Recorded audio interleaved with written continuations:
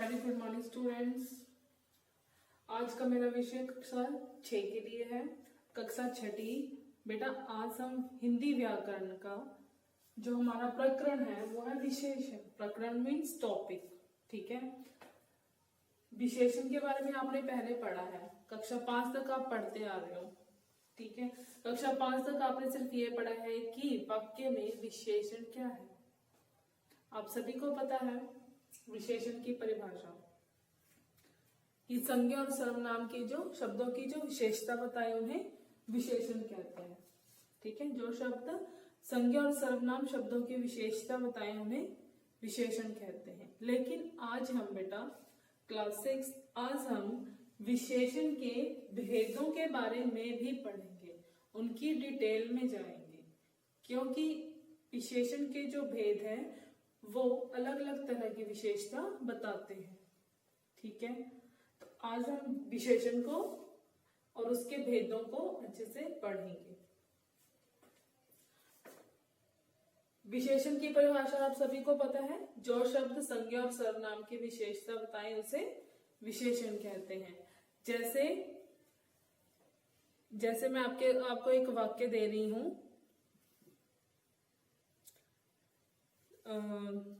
कोयल ने मीठे आम खाए।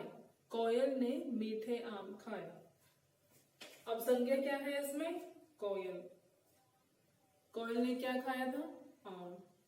अब आमों की विशेषता क्या है कि वो क्या है? मीठे। तो मीठे क्या हो गया? विशेषण। क्योंकि जो मीठे हैं बेटा वो उसकी विशेषता बता रहा है। किसकी विशेषता बता रहा है? आम की। आम भी क्या है? संज्ञा है, ठीक है। तो उसकी गुण बता रहा है, उसकी विशेषता बता रहा है, ओके। तो मीठा क्या हो गया? विशेषण। तो अब हम पढ़ेंगे विशेषण के भेदों के बारे में। विशेषण के बेटा 4 भेद हैं। कितने भेद हैं विशेषण के? 4, ठीक है। सबसे पहला जो भेद है वो है गुणवाचक विशेषण। जैसे मैंने ये डायग्राम ड्रॉ किया है, ये आपने अपनी नोटबुक पे भी बनाई है। ये सबसे पहला विशेषण है गुणवाचक। सबसे पहला विशेषण है गुणवाचक। दूसरा विशेषण है परिमाणवाचक। तीसरा विशेषण है संख्यावाचक। और चौथा विशेषण है बेटा सर्वनाम। 4 भेद: गुणवाचक, परिमाण, संख्या और सार्वनामिक विशेषण, ठीक है। अब इन विशेषणों के भी आगे 2 भाग हैं। गुणवाचक और सार्वनामिक का आगे कोई भी भाग नहीं है, लेकिन जो हमारे परिमाणवाचक और संख्यावाचक विशेषण है बेटा उनके आगे 2 भाग हैं। उनको 2 भागों में बांटा गया है। दोनों भाग सेम टू सेम है। परिमाणवाचक और संख्यावाचक जो दोनों के दोनों भेद हैं वो दोनों के एक जैसे हैं, क्योंकि जो परिमाण है उसमें भी पहला भाग है निश्चित और दूसरा भाग है अनिश्चित, और संख्यावाचक में भी पहला भाग है निश्चित और दूसरा है अनिश्चित। आपने याद रखना है विशेषण के 4 भेद: गुण, परिमाण, संख्या एंड सार्वनामिक। सेकंड एंड थर्ड, परिमाण एंड संख्या, उसके कितने भाग हैं? 2, निश्चित और अनिश्चित, ठीक है। लेकिन जब हम निश्चित और अनिश्चित बोलेंगे, जैसे मान लो हमने अनिश्चित बोला, अब इसमें भी निश्चित है, हम सिर्फ निश्चित लिख के नहीं छोड़ सकते क्योंकि ये सेम टू सेम हो जाएंगे। तो इसको अलग पहचान देने के लिए हम इसको क्या बोलेंगे? निश्चित परिमाणवाचक विशेषण। अनिश्चित परिमाणवाचक विशेषण, इसको क्या बोलेंगे? निश्चित संख्यावाचक विशेषण। अनिश्चित संख्यावाचक विशेषण, ठीक है बेटा। अब हम चला इसको डिटेल में पढ़ते हैं। जो हमारा पहला भेद है, पहला विशेषण का जो भेद है वो है गुणवाचक विशेषण। गुणवाचक, अब इसके नाम से ही क्या हो रहा है? हमें इसके बारे में पता लग रहा है। गुण मतलब उसमें क्या खासियत है, क्या कैपेबिलिटी है। ओके, गुणवाचक विशेषण की ये परिभाषा है, इसको ध्यान से सुनिएगा बेटा। जो शब्द संज्ञा तथा सर्वनाम, जिस बच्चे को संज्ञा और सर्वनाम का पता होगा उसको विशेषण छाड़ना बिल्कुल इजी होगा। जो शब्द संज्ञा तथा सर्वनाम शब्दों के गुण, अवस्था, रूप, रंग, आकार आदि का बोध कराते हैं। गुण तो मैंने आपको बता दिया, गुण क्या हो सकता है, अच्छा भी होता है बुरा भी होता है। जैसे वो बहुत मीठा आम है, ये करेला बहुत कड़वा है। अब ये नहीं सोचना आपने कि गुण हमेशा क्या होता है, पॉजिटिव ही होता है, नहीं। अवस्था, अवस्था मतलब वो कौन सी अवस्था में, बचपन में है, बुढ़ापे में है, गरीबी है, अमीरी है, ठीक है, कौन सी स्थिति में है वो। रूप, रूप कैसा है उसका, सुंदर है, बदसूरत है, ठीक है, सांवला है, जैसे भी हो। ये सॉरी सांवला रंग इसमें आएगा, रंग, रंग कैसा है, हरा, पीला, नीला रंग आपको पता ही, आपको बताने की जरूरत नहीं है, ठीक है, हर प्रकार का रंग। आकार, बड़ा, छोटा, मोटा, पतला, लंबा, टेढ़ा, ठीक है, ये क्या आ गया, आकार। मतलब इस तरह की चीजें अगर आपके वाक्य में आती हैं तो वो हमें बताते हैं कि वो गुणवाचक विशेषण के अंदर आते हैं, ठीक है। आपने याद रखना है, जो शब्द संज्ञा और सर्वनाम के गुण, अवस्था, रंग, रूप, आकार के बारे में बताएं उन्हें गुणवाचक विशेषण कहते हैं। अब मैंने इसके कुछ उदाहरण लिखे हैं, वो हम पढ़ेंगे और उनसे हम जानेंगे कि हमें कैसे पता लगेगा कि गुणवाचक विशेषण है। फर्स्ट, जैसे यहां मैंने पहला मेरा वाक्य है, रीमा ने नुकीले तीर फेंके। रीमा ने नुकीले तीर फेंके। रीमा एंड तीर क्या है, संज्ञा है, ठीक है। रीमा की तो कोई विशेषता नहीं है, लेकिन तीर जो है, तीर की क्या विशेषता है कि वो क्या है, नुकीले है। क्या है, नुकीले, ठीक है। तो नुकीले क्या आ गया, उसका गुण हो गया तीर का कि वो कैसा है, नुकीला। तो वो किस में आ गया, गुणवाचक विशेषण में।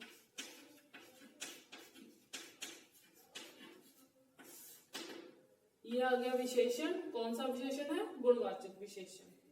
अब 6th क्लास में आपने ऐसे अंडरलाइन करके भेदों के नाम भी साथ में लिख रहे हैं, ठीक है। ये किया, कौन सा विशेषण आ गया, गुणवाचक विशेषण। अब देखिए दूसरा वाक्य है, मोटा लड़का दौड़ रहा है। संज्ञा क्या है, लड़का। अब लड़के में क्या विशेषता बताई है इन्होंने, कैसा है लड़का, मोटा। मोटा क्या हो गया, उसमें गुण हो गया, आकार की बात आ गई ना, ठीक है। तो ये क्या आ गया, गुणवाचक विशेषण। तीसरा वाक्य है, गोल मेज पर गिलास रखा है। गिलास और मेज क्या है, संज्ञा। गिलास की कोई विशेषता नहीं, लेकिन मेज कैसा है, गोल। मेज कैसा है, गोल, आकार आ गया उसका। तो आकार किसमें आता है, गुणवाचक विशेषण में, ठीक है। आई होप आपको समझ आ रहा हो बेटा। चौथा वाक्य है, 4th वाक्य है, ईमानदार व्यक्ति को सभी पसंद करते हैं। ईमानदार व्यक्ति को सभी पसंद करते हैं। व्यक्ति क्या है, संज्ञा है। इसलिए मैंने पहले ही कहा बेटा, जिसको संज्ञा का पता होगा और सर्वनाम का, उसको आगे के सारे टॉपिक अच्छे से क्लियर होंगे, ठीक है। व्याकरण में इन दो चीजों को सीखना बहुत ज्यादा जरूरी है। संज्ञा क्या है, व्यक्ति। अब व्यक्ति की क्या विशेषता इन्होंने बताई है कि वो कैसा है, ईमानदार। व्यक्ति में क्या गुण है, ईमानदार। गुण आ गया ईमानदारी का, तो ये किस विशेषण में आता है, गुणवाचक विशेषण में, ठीक है बेटा। किसमें आता है ये? गुणवाचक विशेषण में। आई होप आपको गुणवाचक विशेषण अच्छे से आ गया हो।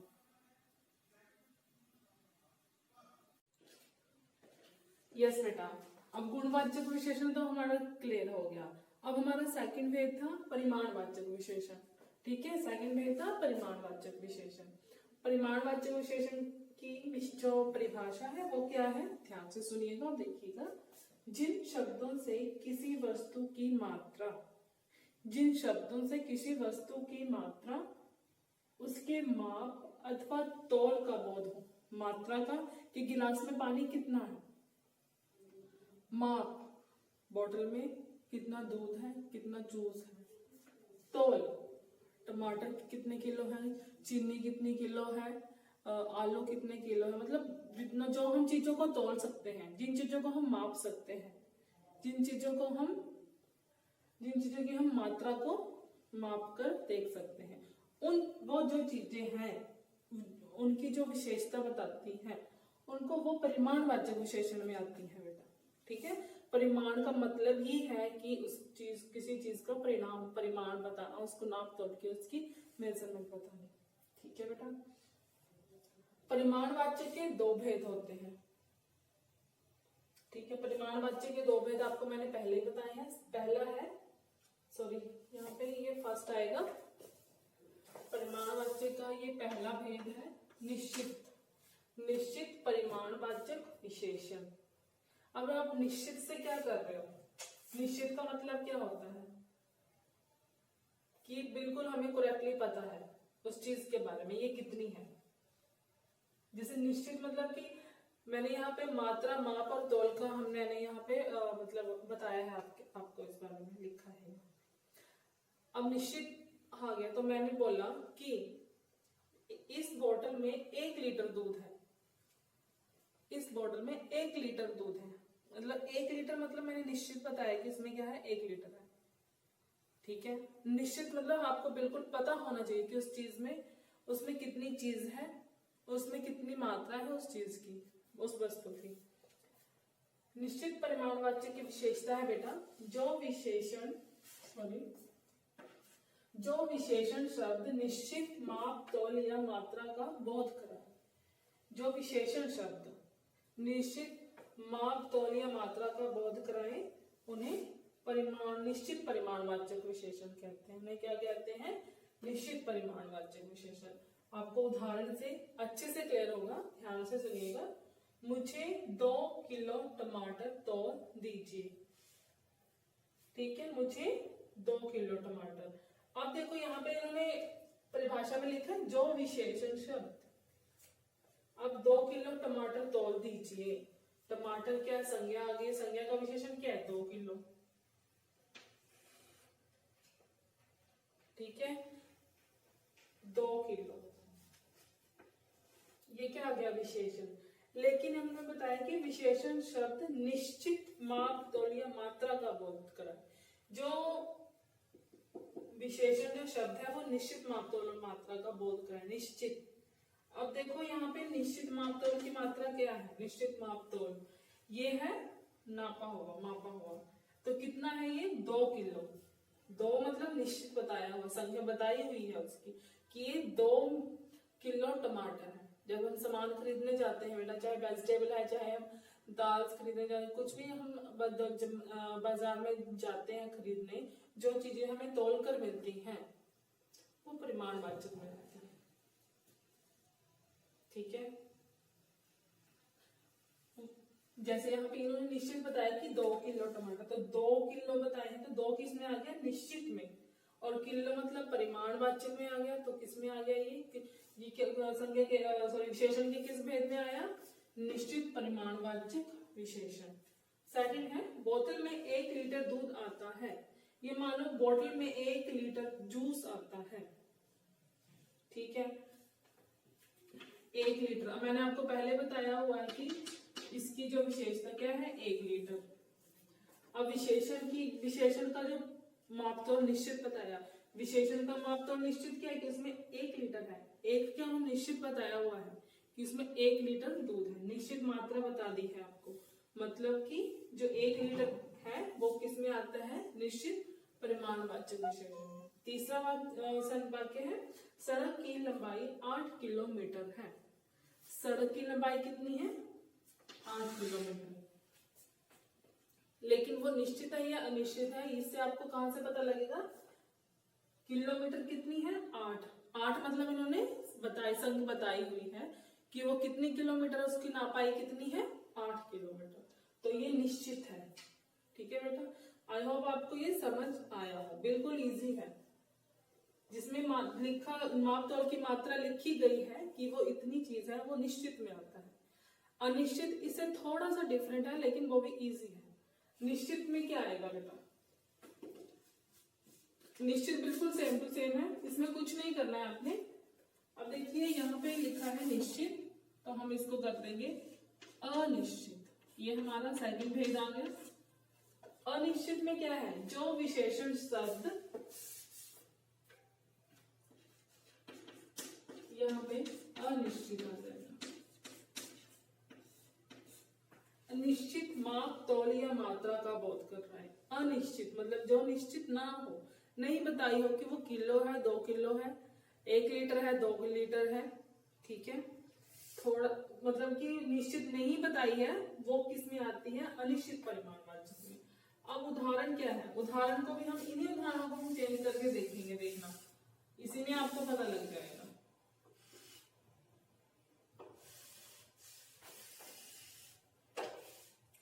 जैसे मैंने यहाँ लिखा था मुझे 2 किलो टमाटर तोल दीजिए, लेकिन मैंने मुझे यहाँ इस वाक्य में अनिश्चित में मुझे नहीं पता है,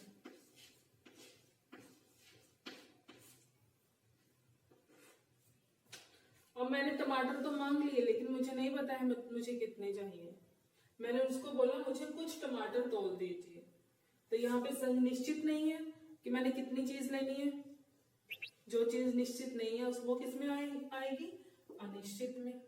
ठीक है, और टमाटरों को तो तोल कर ही लिया जा सकता है। ठीक है, जो चीज तोल के ली जा सकती है उसको क्या कहना है, परिमाणवाचक में आएगी वो। बोतल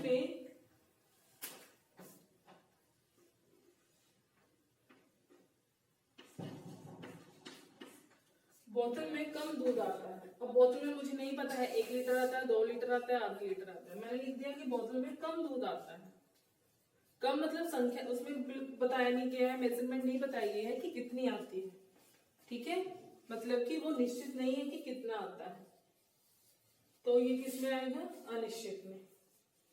ठीक है, यहाँ पे दिया है सड़क की लंबाई, यहाँ पे पहले निश्चित में था 8, और अनिश्चित में मतलब सड़क की लंबाई। चलो यहाँ पे हम कोई और वाक्य राइट करेंगे।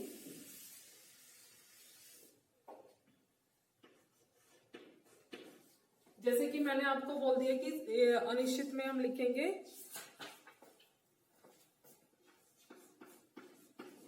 थोड़ी सी दाल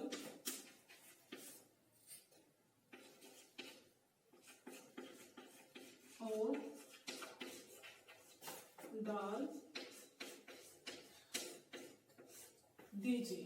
अब मैंने कहा दाल को भी हम मेजरमेंट करके लेते हैं, तोल कर लेते हैं, लेकिन मैंने बताया नहीं कि किलो चाहिए, 2 किलो चाहिए, आधा किलो चाहिए। मैंने लिखा है थोड़ी सी मतलब उसका मैंने निश्चित परिमाण नहीं बताया है, तो वो किस में आएगी, अनिश्चित परिमाणवाचक में। कुछ कम, थोड़ी सी, ये किस में आ गए बेटा, अनिश्चित परिमाणवाचक में। ठीक है, आई होप आपको ये बिल्कुल अच्छे से आ गया होगा। ठीक है, इसके उदाहरण में आपको लिख के बताऊंगी। अब हम आगे करते हैं। यस बेटा, हमारा परिमाणवाचक विशेषण हो गया। अब हम करने जा रहे हैं संख्यावाचक विशेषण। संख्यावाचक विशेषण भी परिमाणवाचक विशेषण की तरह ही है, क्योंकि जिस तरह परिमाणवाचक के 2 भेद थे, उसी तरह संख्यावाचक के भी 2 भेद हैं, निश्चित और अनिश्चित। संख्यावाचक विशेषण अपने नाम से अपनी विशेषता बता रहा है कि संख्यावाचक विशेषण में संख्या को विशेषता दी गई है। मतलब कि इसकी जो परिभाषा है, जिन विशेषण शब्दों से जिन विशेषण शब्दों से, ये याद रखना, जिन विशेषण शब्दों से संज्ञा या सर्वनाम की संख्या का बोध हो। ठीक है, संज्ञा और सर्वनाम की संख्या का बोध हो उसे संख्यावाचक विशेषण कहते हैं। ठीक है, इसके भी दो भेद हैं, निश्चित और अनिश्चित। अब संख्यावाचक विशेषण, जैसे मान लो उदाहरण मैंने दिया, मैदान में 20 लड़के खेल रहे हैं। मैदान में 20 लड़के खेल रहे हैं। अब लड़के संज्ञा आ गई, संज्ञा की विशेषता है 20, तो 20 क्या आ गई, संख्या जिसको हम काउंट कर सकते हैं। ठीक है, हाँ जी बेटा, संख्यावाचक विशेषण हो गया। अब संख्यावाचक विशेषण के दो भेद हैं, निश्चित संख्यावाचक विशेषण और अनिश्चित। पहले हम कर रहे हैं निश्चित। निश्चित संख्यावाचक विशेषण की परिभाषा है, जो विशेषण शब्द संज्ञा या सर्वनाम की निश्चित संख्या का बोध कराए। निश्चित संख्या का बोध कराए कि वो 1 है, 2 है, 4 है, 10 है, 20 है, 100 है, जो संख्या का बोध करे, जिसमें संख्या लिखी हो, वो निश्चित में आते हैं। जैसे इसके उदाहरण है बेटा, हमने 5 गमलों में पानी डाल दिया। कितने गमलों में पानी डाला, गमले क्या आगे संज्ञा, कितने गमलों में पानी डाला, 5। 5 ने हमें क्या बता दिया, निश्चित संख्या, तो ये किस में आगे, निश्चित संख्यावाचक में। वैसे ही नंबर 2 है, हरमन ने दौड़ में प्रथम स्थान प्राप्त किया। कौन सा स्थान प्राप्त किया बेटा, प्रथम। प्रथम मतलब पहला, तो उसमें निश्चित संख्या बता दी, तो ये निश्चित में आ गया। थर्ड है, मेले में सैकड़ों लोग आए थे। सैकड़ों का मतलब होता है 100। ठीक है, मेले में सैकड़ों लोग आए थे, मतलब उसमें संख्या क्या है, निश्चित है। ठीक है, तो ये निश्चित वाचक सर्वनाम है। अब वैसे ही है अनिश्चित। अनिश्चित में हम क्या करेंगे, वैसे ही परिमाणवाचक की तरह नंबर 2 आ गया, अनिश्चित संख्यावाचक। ठीक है, जो और कुछ भी नहीं आएगा, जो अनिश्चित संख्या का बोध कराए, जिसमें कि संख्या का पता नहीं हो। जैसे मैंने आपको उदाहरण दिया था पहले, सबसे पहले, जैसे यहीं पे मान लीजिए हमने लिखा, हमने 5 गमलों में पानी डाल दिया। अगर हम यहाँ लिख देंगे हमने कुछ गमलों में पानी डाल दिया, ये हमने बहुत से गमलों में पानी डाल दिया। मैं यहाँ लिख रही हूँ कितने गमलों में पानी डाल दिया, मैंने बहुत से गमलों में पानी डाल दिया। हाँ जी बेटा, अनिश्चित संख्यावाचक का हम बात कर रहे थे। जैसे कि हमने बहुत गमलों में पानी डाल दिया, यहाँ पे संख्या निश्चित नहीं है, हमने कितने गमलों में पानी डाला हमें नहीं पता है। जहाँ पे संख्या हमें पता नहीं है वो अनिश्चित में आता है। दूसरा उदाहरण है, बस में बहुत भीड़ थी। बस में बहुत भीड़ थी, हमें नहीं पता कितने लोग थे, कितनी भीड़ थी। ठीक है, तो यहाँ पे बहुत है, निश्चित नहीं है। जो चीज निश्चित नहीं है वो अनिश्चित में आएगी। थोड़े दिनों बाद स्कूल खुल जाएंगे। ठीक है, यहाँ भी हमें नहीं पता कि स्कूल 10 दिनों बाद खुलेगी, 20 दिनों बाद खुलेगी या 30 दिनों बाद खुलेगी।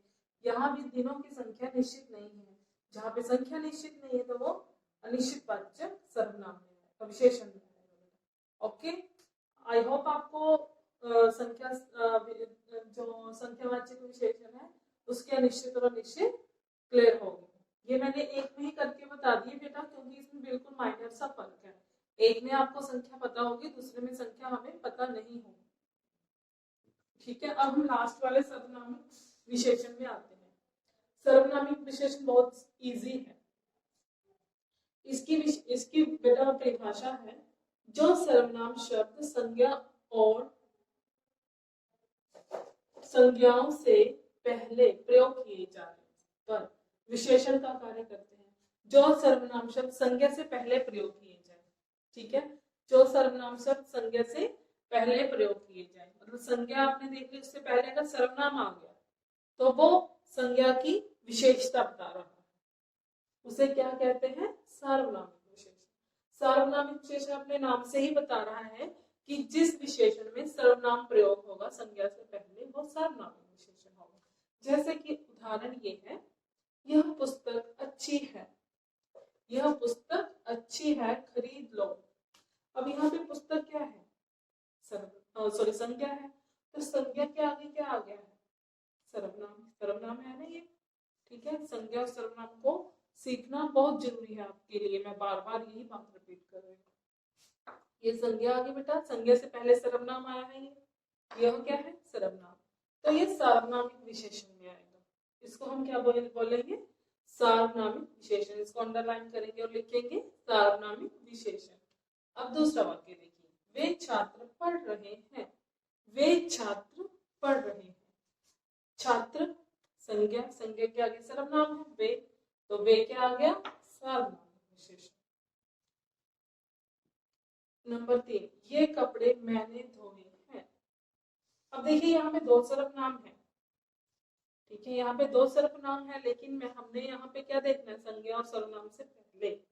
तो ये तो संज्ञा नहीं है, ये तो क्रिया है, ये संज्ञा है कपड़े, तो यहाँ इससे पहले ये है सर्वनाम, तो ये वाला सर्वनामिक विशेषण।